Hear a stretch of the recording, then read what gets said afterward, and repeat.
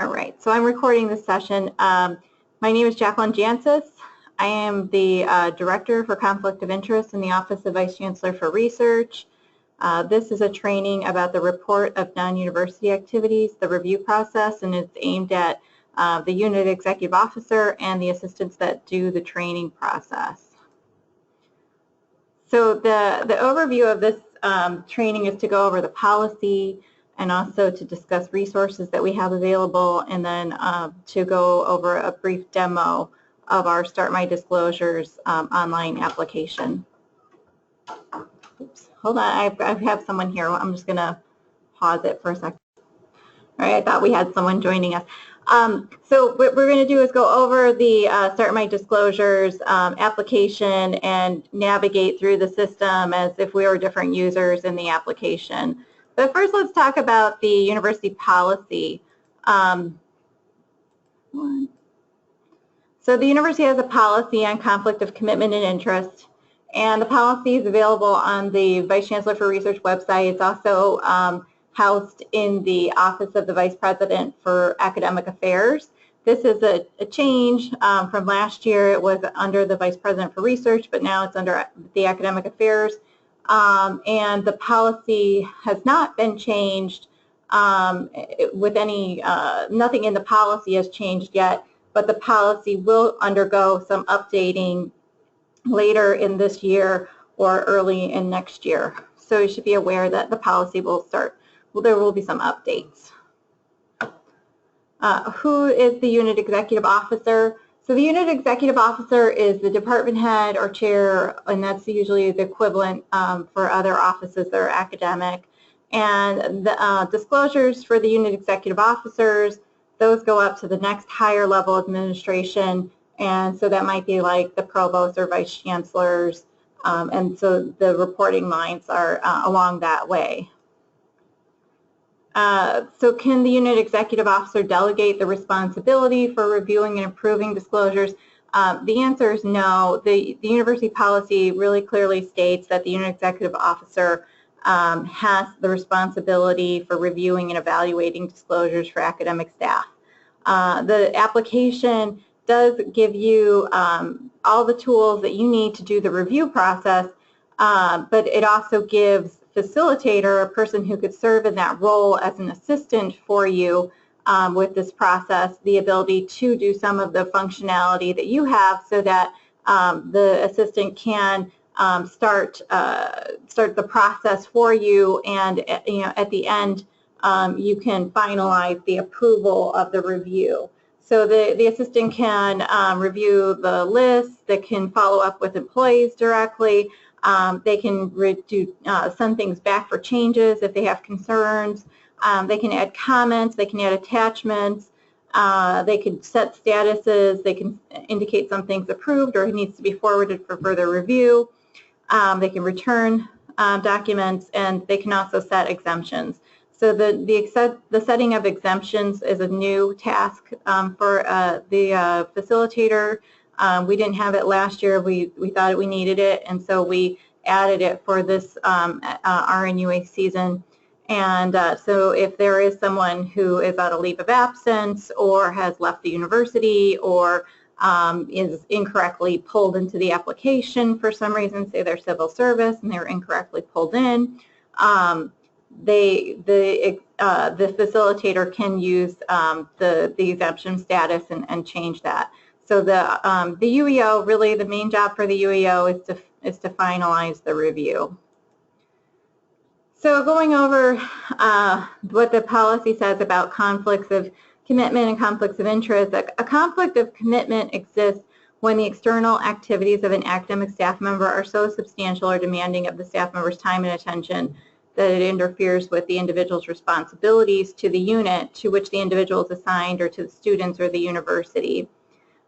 So conflicts of commitment can exist, and that's where it's so excessive of time. And generally, the university has a guideline of a 1 day per week for external activities, and that's really based on a 7-day week. And the 1 day is calculated by 8 hours, and so that a lot of times I hear people say to me, I can spend 20% of my time doing something external, and that's really not a correct assessment.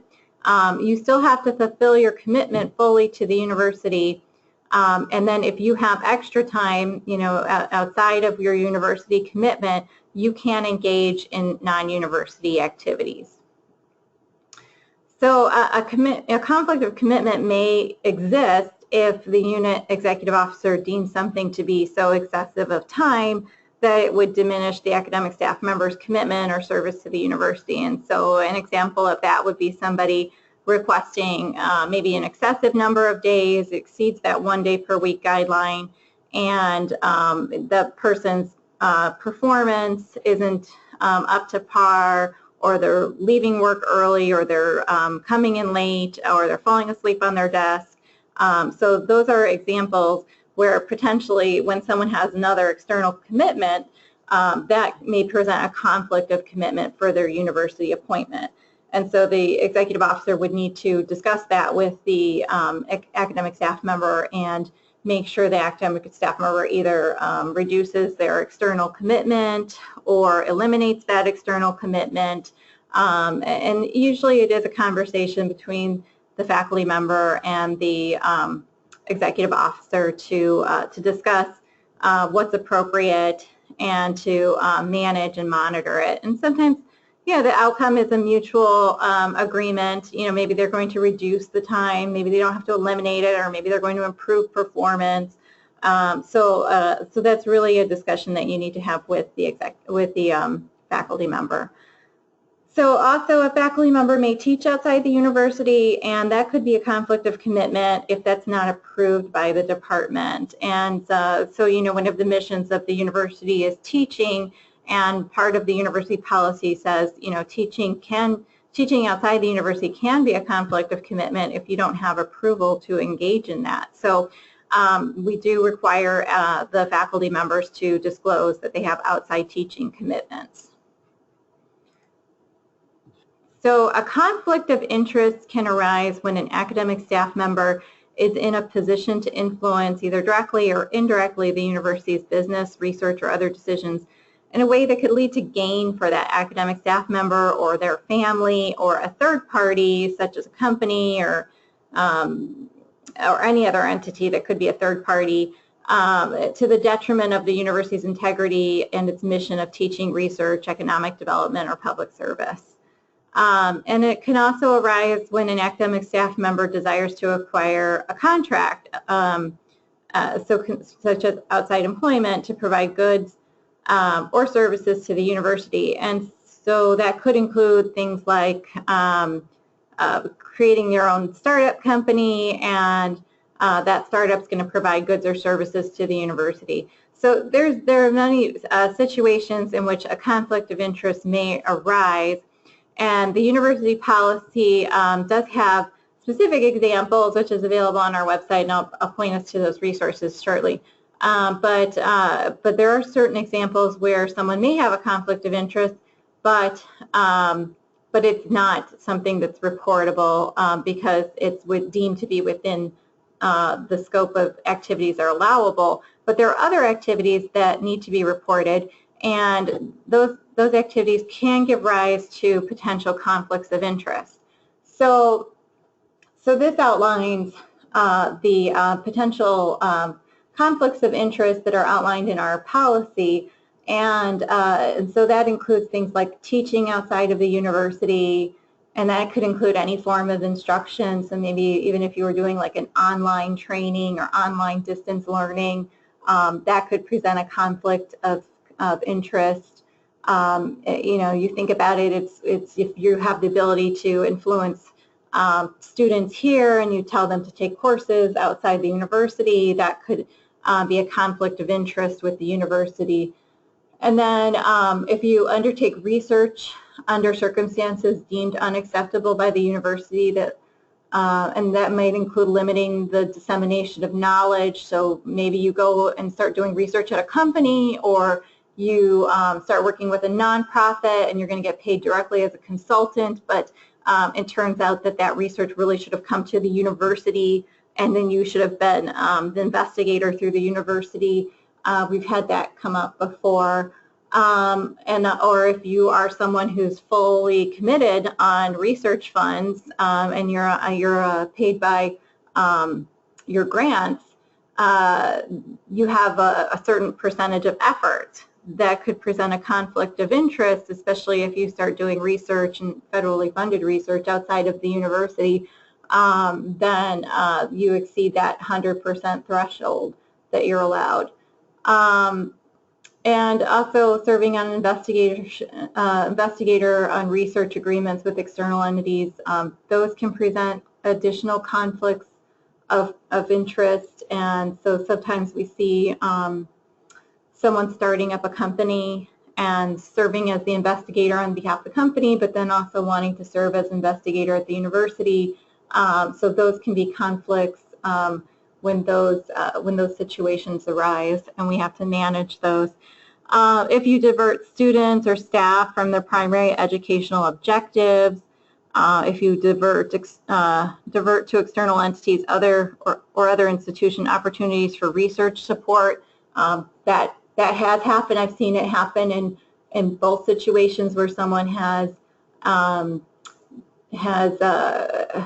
directed potential research funds that could have gone to the university to an external entity, and the department was very unhappy about that. I've also seen it happen where the faculty member had gone through all the stages that they needed to go through to try to bring the research to the university, and it just didn't happen. And so in the end, the research was conducted by a nonprofit, and it was okay. So these different things, they all can present conflicts of interest, and the result might be different depending on the situation. But it's important that we know about it, and we're managing it, and we put the appropriate mechanisms in place so that we can have the most desirable outcomes. Also, using university resources, that's a really important one, and this is really in a broad sense of what are resources. I mean, this is people, time, space, anything that has to do with the university. If it's a university resource, you cannot use that university resource for private gain without the appropriate approvals from the university. And in most cases, there are very few instances where there's approval for the use of those resources, so they would just be not allowed. And also licensing, we have people who invent things at the university, invent technologies, software, devices, a variety of things. So things come out of the university, they're developed through research, and the university is really not in the business to produce goods. And so, once something goes through the process of becoming an actual thing that can be uniquely licensed, there is maybe an incentive for that faculty member to start up a company and to license that from the University of Illinois. And before you can do that, you have to have a management plan. And so you would work with us to develop a management plan, and then that would go through a committee review. So, but it presents conflicts of interest, and things have to be disclosed, they have to be managed. Also, using students or staff in the external activities, again, there are a number of issues that could arise. I was talking to someone recently and just explaining that, even if you're a part-time employee and, the university is not your full-time job, you might have a business where you're hiring students directly, or and those students might be in your class. So those are all potentials where there could be a conflict of interest. All right. So what I want to do next is go into the Start My Disclosures application and talk about some updates with the application.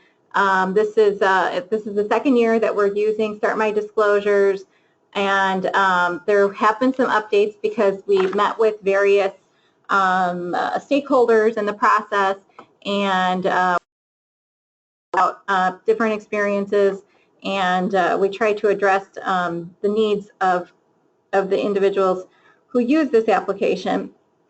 So I am logged in actually right now and to start my disclosures, and I am going to go in as I'm going to show you. So initially we had just these two screens, which was for submitting your disclosure, and then another section for managing your unit's disclosures.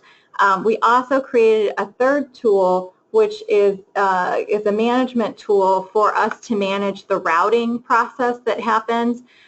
So if you had a person that you wanted to assign as the executive officer for a department, you change department head, we can go in and do those changes for you now. We also gave this authority to the person who manages the college level, so the executive officer and any of the assistants at the college level.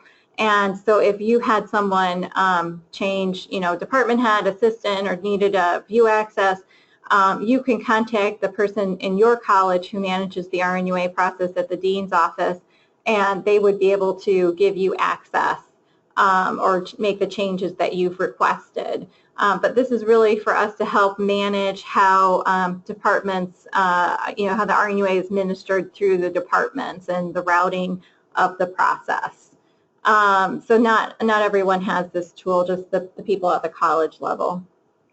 So I'm going to go into the disclosure side.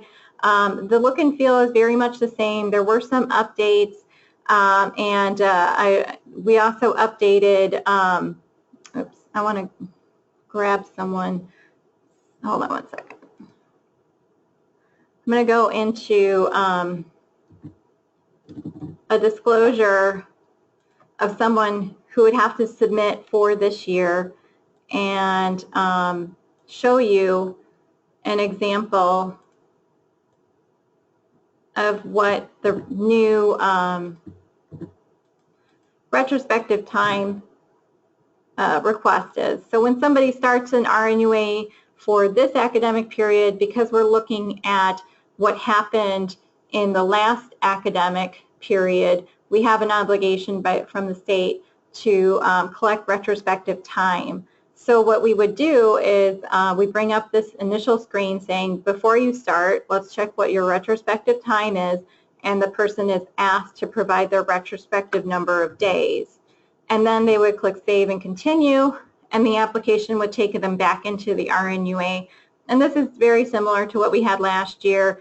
So the guidelines are there, links to policies, drop-downs provide the staff member with information about what conflicts of commitment and interest are, what needs to be disclosed, examples of things that don't have to be disclosed, and those are directly taken from the policy. And so we're also connecting people with the Physician Sunshine information. If you're still familiar with that process, or if you have physicians that you manage, the CMS has a database where they are posting public information about payments from industry, and those payments are to physicians, and some of those are our physicians. And so what we need to do is make sure that there's that things are reported. And so if things are posted in CMS, we want them to also be reported on the RNUA, so that way we have that information for our executive officers to review. So non-university activities, you have something to disclose, you go through the process, you answer yes, and then you click on continue. The next screen is going to ask you if you have anything you previously disclosed and you want to bring that forward. You can have the option to bring, if you had multiple activities, you can select and bring multiple. You can bring one at a time. You can deselect. And then when you carry that forward, it brings you into the next screen, and it shows your list of activities. And then but it's not complete. So you would still have to go in and edit. And then you go in and edit, and you update any information as appropriate. And then you have to enter your prospective time. And then you click on your prospective time. The additional page that we've added is to explain what your role is with the entity. So if you previously had submitted something, this would be an additional piece of information that we've added. That was a direct result from talking with departments that didn't feel that they had enough information in assessing the RNUAs that were submitted because they didn't know what the person was doing with the disclosure or in the activities.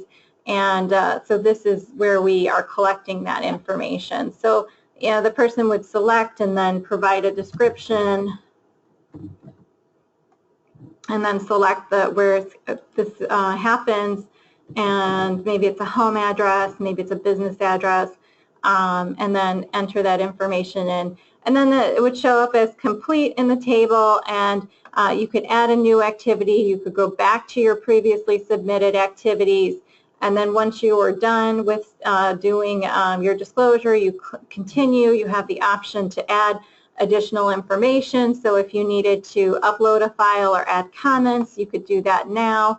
And then at the end, the academic staff member goes through the review and certification. They can go back in and revise their disclosure as needed, and then at the end affirm that this is their disclosure, and then submit the disclosure.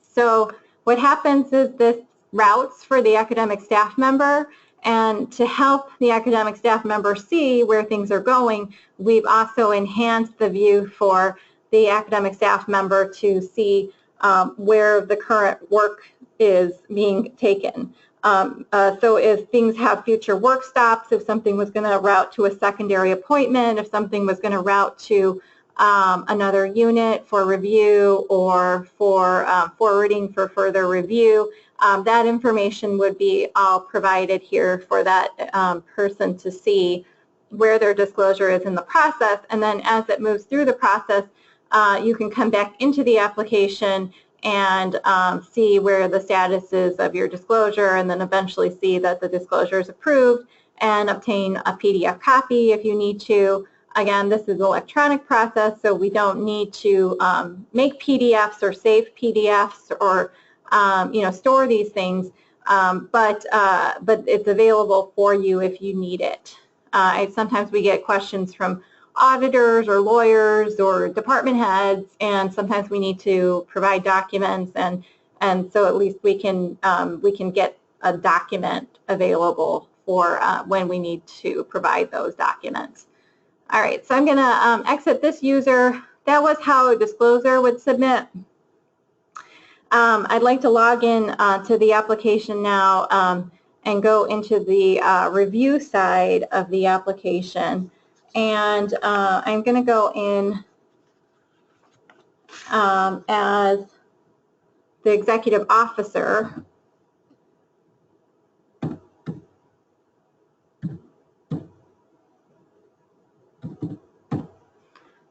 For the unit that I just showed you.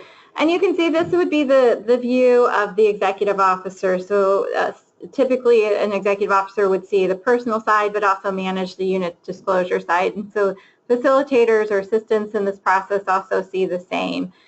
So once you click on manage your unit's disclosure, then you can see the units that report to you. And so because we're in a new year, we had to come up with a solution to be able to see the past year. So you can see the past year's disclosures, and you can also go back into the past year's disclosures. So if something was outstanding and you needed to complete a review, you can still go in and complete the review process for the past year. And actually, it's very much recommended that if you did have something outstanding from the past year, that you complete the review process, because for the employee who submitted a disclosure, it doesn't show up as approved, and also they can't access activities until those activities are considered approved. So when they go in to get their previous activities that they entered, they wouldn't be able to access all of that data that they put into the system until there's an approval of those activities. Okay, so it is encouraged that you go back into the system and clear up any 2016 RNUAs that still need to be reviewed. So looking at 2017, there's a note up here letting you know that this is really the 2017 period, so you keep everything straight. And this lets you know that there are 8 disclosures that are ready for your review, and you click on that and you can see there's the unit that you would manage. If you were a manager of many departments, there's also a way that the college can give you access to see all of your units under one folder. So that would be, right now we're seeing something at a 6-digit org level, whereas there would be a 3-digit org level that we could view all of the disclosures. And if you had, say like 20 or 30 breakouts of your department, you could see all of the employees in all of the sections under one folder and complete the review process all within one folder. And if you don't have access to that, you can request access from that, from your college administrators or from the COI office. But generally, if there are multiple reviewers in a department that has many different breakouts, then we don't recommend giving one person access to the 3-digit, because it may become confusing about who's doing the review. So, so right now you select the unit to review, it drops it down, it gives you the unit, you need to click on the unit, and then it takes you into the unit's dashboard. And you can see that there are 6 disclosures that are not submitted. Nothing's waiting, nothing's in the non-university activities reported, and there are 8 disclosures that have activities that need to be reviewed, and 7 are complete. So first I want to point out something that we did for the new academic year, and that was to move anything that was considered, that had no activities reported. So what we can do is look at this total, but I can show you if somebody submitted and there were no activities reported, so you can see there's nothing reported, they route directly to the completed folder. For the academic staff member, they will immediately get a message saying that their disclosure has been accepted and is complete.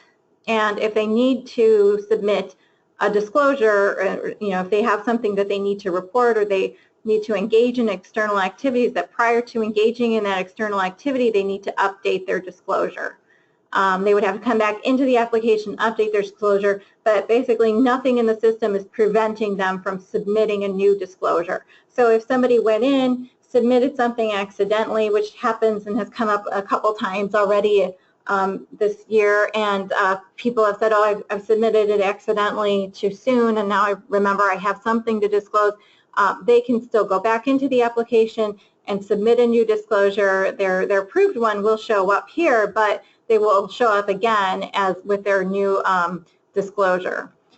So I'm going to go back into this dashboard. So you will not see any disclosures route to this folder for no non-university activities reported, because they all route directly to the completed folder now. But this is a product of the past year, so we couldn't get rid of this folder. So the folder is still there, but there will be no action for you to take in that folder. I would be surprised if something did show up there. So I'm going to look in this not submitted folder, and what I can see is a listing of people in my unit who have not submitted their disclosures yet. I'm in a test site, so this is really just made up information, and this unit, this is just a unit, and it's an example, but it's all made up information.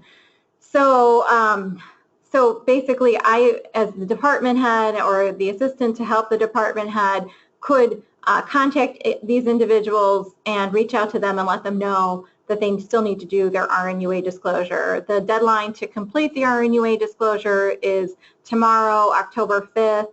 The employees had a little over 2 weeks to do the RNUA process, and so they really need to finish that. If you've got people still in your unit who have not done the RNUA, I encourage you to go to this list and reach out to these individuals and have them complete the RNUA process. You can also create an exemption. So let's say I know that Lindsay left on a medical leave and will return at some later date, maybe in a few months, but right now she's on a medical leave and I can create an exemption for her in the application. What that does is it completes the process for her, so she moves to your completed folder. It lets her know that she has an exemption for her leave of absence, and she doesn't have to do it until she returns to work. I did get a question, can they do it sooner? They can do it at any time. So if somebody wants to still come into the application while they're on their leave, they can go in and submit a disclosure. Nothing prevents the employee from submitting a disclosure when you create an exemption. It just simply completes the process, so that way we don't see this person as outstanding, but we have a record on file. The executive officer has the responsibility to follow up with the employee when they return to work, so that they complete their RNUA and have something on file for the year. All right, so I'm going to go back to this folder here, and I'm going to show you the ready for review. Those are the disclosures with non-university activities. And you can see there are a number of things to review here. And the example we were using earlier, we would come in here, we could drop this down, we would look at all the information here about what the activity is, and then you could look at that, and then if you had an attachment, say you wrote a letter that explains, the oversight from the department, or you wrote a letter maybe telling the person not to engage in the activity, that could be added here as executive officer. Some enhancements that we included this year would be we added the year and also additional information about the employee, including their email address, but also their percentage of their appointment. So previously, if someone had a split appointment, like 50% in one unit, 50% in another unit, you were only seeing 50% showing up. And so now when someone has a split appointment, you'll see all that information at the top, so you can make an assessment of their commitment to the institution. And so if you're going to approve the activities, you can check this, that you've reviewed the activity and it doesn't present a conflict or doesn't require reporting. If something does present conflicts and needs to be managed by the department, you need to forward that for further review. So that list of examples that we went over at the beginning of this training, when something triggers those, use of university resources, licensing, other things, maybe teaching outside the university might be a conflict depending on the situation. So those things would need to be forwarded up for further review. And the department would be obligated to provide a management plan, which you could either do as an attachment here, or once you select that and click continue, you'll be given the option to provide explanation, and you could type in the management plan here and just, say something like department will meet weekly or monthly with the employee. So, that's an example. So, whatever you put in place as a management plan, unless it's more focused like on research or licensing, whatever you put in place with the management plan with your department, you need to make sure that you are doing and that you are documenting any follow-up that you have with this employee, and then you would route that up for further review. I want to show you an example of a couple others. Let's see, I have someone who, which one? Someone who, because this is a common example that I get many questions, do I have to report my role in a scientific journal? I mean, it depends, but generally what the university says is no, you don't have to disclose things like being an editor for a scientific journal. So in this case, somebody disclosed it. It's not a bad thing to disclose it, but she didn't need to report it And so you could feel confident in approving that as an external activity. Maybe they teach at another university, and you want to look over what they're discussing here, that they teach at another university, and what their time commitment is in teaching for that other university. Maybe what course or what they're doing. Are they teaching a course that they also teach at the university here? Are they involving other students, other faculty? Are they involving other people? Or does this, is this a completely separate activity? So you'd want to review that and make sure you're confident with what they're doing at another university. And if it was a problem, you would have to send this back to them and let them know, when something's not an appropriate activity for them to engage in. And also, so we do get many questions about serving on review panels, like an NIH review panel.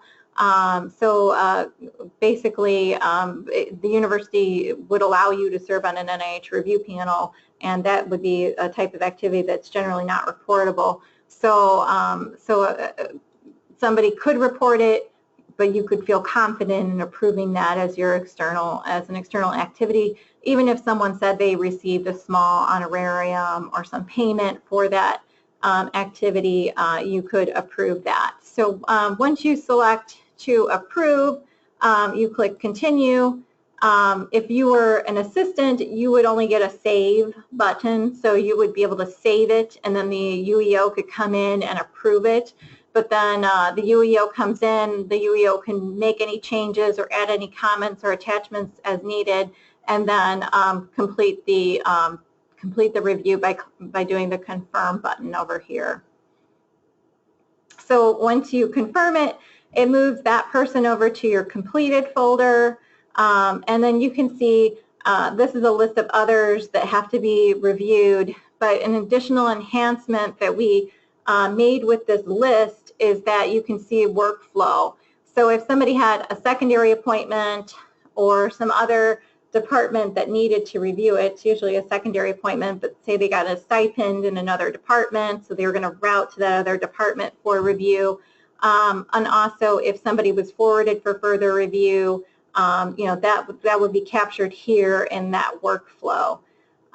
If you want to see a total listing, you could go into this total folder, so you could see everyone who's in your department, and you could drop this down. You could see 100 people. Maybe you have 600 people, but you could see 100 people at a time. You could see all people. You can also do a search, and it will pull up people. And so, so there's some enhancements with the application to help you with managing the process. And then in the review process, let's say we had, this is one I set up to be a conflict that potentially can't be managed, or has problems. Somebody is saying that she is teaching a course for a technical surgery device company, and the company has a device for knee implants, and maybe she doesn't make a whole lot. Maybe she makes like $1,000 for teaching the course, but she might be using university resources. And what she's indicated here is that she's using supplies and space from the university, and that there isn't any agreement with the university for use of those resources. So even if she's been asked by somebody at the university to do that, there still needs to be a university agreement in place, and until there was the appropriate agreement in place with the university and this company, she should not be engaging in that activity. So what you would be doing is returning the disclosure to her and say, you'd have to provide the explanation here, and you could also provide an attachment if you wanted to write a more formal letter. But if you could put in here something to the effect that she should, do not engage in the activity until a university agreement is in place with the company. So certainly those kinds of things happen, and if you're writing a long paragraph, you can expand this here so you have the functionality to see what you are writing. There's really no save, so you kind of need to be able to write it in one sitting. So if you felt the need to write something more lengthy, you may want to do that in a Word document, and you could either copy and paste it into here, or you could write it into a Word document and PDF it and upload it as an attachment. So either option, but basically what you would be doing is, in a situation where you're saying you can't engage in this activity, you're returning this back to the employee saying this is not allowable activity, and they need to revise the RNUA to remove the activity because they're not going to be approved to engage in this activity. All right, so that goes back to her. She would get an email notification saying she needs to go back into the application and update her RNUA per your comments. And so make sure your comments are clear and tell her what you want her to do. Or you may have to have a conversation offline with the academic staff member or an email. Maybe you want to go into further detail, or you want to set up a meeting to discuss what the activity is, or maybe you do want the activities to occur, but you know that they're not appropriate, so you know that they need to be on hold until they can be, till arrangements can be made so that the university resources can be accounted for. And then I also created an example of someone who has maybe a startup company, and this person has multiple, has a lot of interest in this company, maybe little financial interest, but more of the equity and the potential for this company to develop. And so maybe they've done work at the university, and they've created something. It's moved from through FDA approvals or whatever, and now it's been tested in clinical studies, and it can now be used as a device in the marketplace. But this person needs to go in and disclose it and get approvals for this activity. So this is an example where somebody would be creating a startup company and then licensing and maybe involving other people from the university. So this really gets more lengthy because you see, like, she's got a role with the university. It overlaps with some of her research responsibilities, and maybe they're testing the product in research. Maybe she has a role overseeing contracts with the department, or maybe this purchasing equipment for the department. So those are all things to be considered. And then if she's licensing intellectual property from the university, then that would be explained here. When somebody licenses intellectual property from the university, before they can do a license agreement, it has to go through a review process with the Campus Conflict Review Committee. And so if that came to you, certainly you would need to bring it up to our attention before you completed your review, so that way we could work with the disclosure and bring that to our committee meetings and have that reviewed before we complete the process with the RNUA. But you can see that she can add comments, attachments. In this case, she added comments, and so what you would need to do in this situation is, once it goes through committee review, if the committee came back and said everything looks fine with her disclosure, or perhaps there's things that need to be changed, then we'd either route it back to have things changed, or it would route up for further review. And so the department would still need to implement a management plan, and so the department would reference the management plan, and on our website we have links to resources for managing the conflict. And so in this case, the applicable would be the terms and conditions. The terms and conditions are a standard set of procedures that are required if somebody has conflicts that are exceed, reach certain thresholds or involve use of university resources. And it goes over a variety of types of situations that could happen, and it could involve research, it could involve students, it could involve faculty or staff, but these are generally the guidance that the university gives about managing those conflicts. So if you're following these guidance, then you should be properly managing your conflict of interest. So just a reminder that there are these terms and conditions, that this is a link. Anyone who triggers this in our application is told that they need to follow the terms and conditions in the review and certification. So this person would have checked off saying, I will follow the terms and conditions. So in this case, let's say this person needs to route up for further review. I'm going to click on continue, and you need to provide the explanation. You could provide it as an attachment, but you also need to provide explanation that fulfills explanation of how the department monitors and oversees the conflict. So this would be your description of the management plan.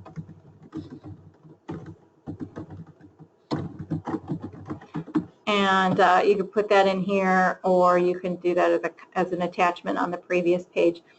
And so you're going to route that up for further review. So once that goes up for further review, that moves over to your completed folder, but it would still say it would still show in your folder as being routed up to the vice chancellor or to the dean's office for further review. So so in a nutshell, this is the review process with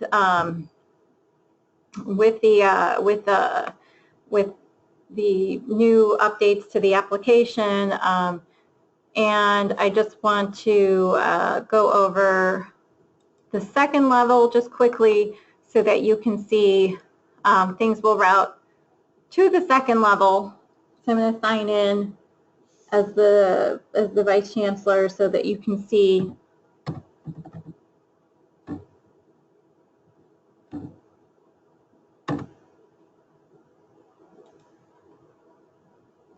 the second level review. And what you'll see is the management tools are there, the manage your units disclosure. But basically, it's a second level review. Things will come up, and she will need to go in and open up, and she will find the disclosures that were routed up for review. So these were reviewed by the Home Department, and now they're being routed for a second level of review. And so when she opens this up, you can see the same information that you saw as the first level reviewer. And then you can see the comments and any attachments that were provided. And that's where you would look for the management plan from the department. And either you would be approving the monitoring plan and the management mechanisms that are in place to manage this non-university activity, or you would be returning the disclosure back to the unit, the first level of review, the Home Department, and that would go back to that executive officer, and the executive officer assistant would be able to go back in and look at the comments from the second level of review and then address that, and that may require going back to the academic staff member and addressing it with the staff member.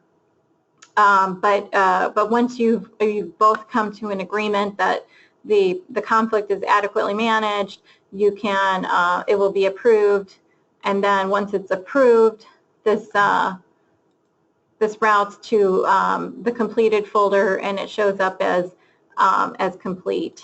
And so it would show up as approved for you, and it would show up as approved for the second level of review as well.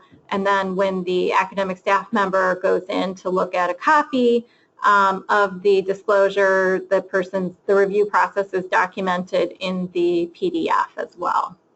And one additional thing that we added is last year, if you recall, you couldn't access a PDF. Now, as a reviewer, you can create a PDF of the documents. Again, there's not a need to maintain hard copies or files. This is all information that's going to be stored in our warehouse or our database. And so this information is all being stored centrally with our application and database. And so you wouldn't need to create files for yourself to maintain these records, but they are available for you for a variety of reasons that come up as needed. All right, let me see if I have anything I need to go over. A couple other announcements that I wanted to make about the RNUA process. The deadline for RNUA is due October 5th, and that's tomorrow. And then October 24th is the deadline to have the first level of review completed, and that includes secondary appointments.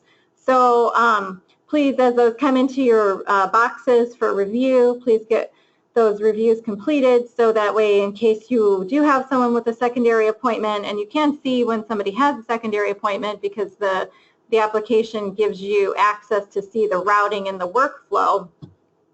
But as those come in, you want to make sure that you're getting those reviews done so that you're not holding up anyone else from the review process.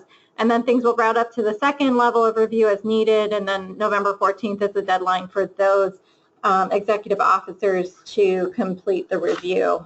Other information, I just want to point out and remind you that if someone submits a disclosure with no activities reported, it routes directly to the completed folder. It's not that somebody approved the activity, it's that nothing was reported, so there was nothing to review. So what we're still asking you as the executive officer to do is still to look at those people who show up in the completed folder and make sure that if there are no activities reported, but you think that they have activities to report, and that might be the best way to look at it is, you can see this is approved, submitted, but there's no activities. So, so if there's no activities reported, but you think someone had something to report, you need to follow up with that person offline. Let them know that they had an activity to report.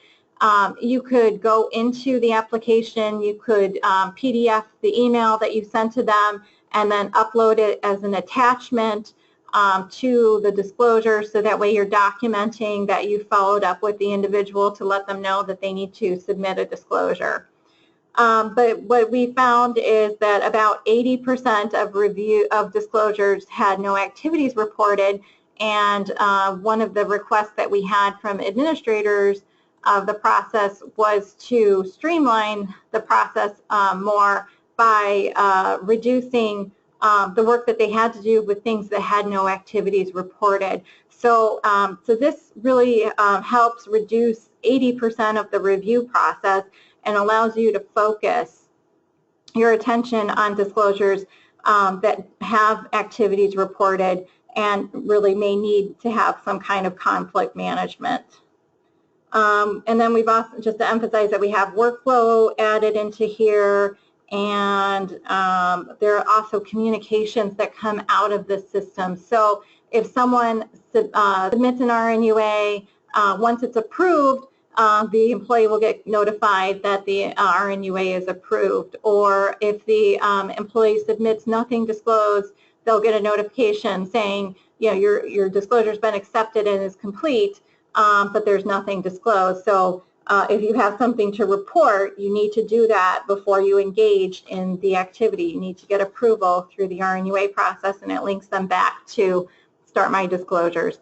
Also, the system is now been updated so that it will prevent people who should not be doing the RNUA from completing the RNUA. So if someone is a civil service employee or not an academic professional employee, they can't go in and submit an RNUA. Also, if someone's a new hire but they haven't been entered into Banner, they wouldn't be able to go in and submit an RNUA. All right, so if there are any questions, I'm happy to take questions at this time. If you have questions but would like to follow up with me offline,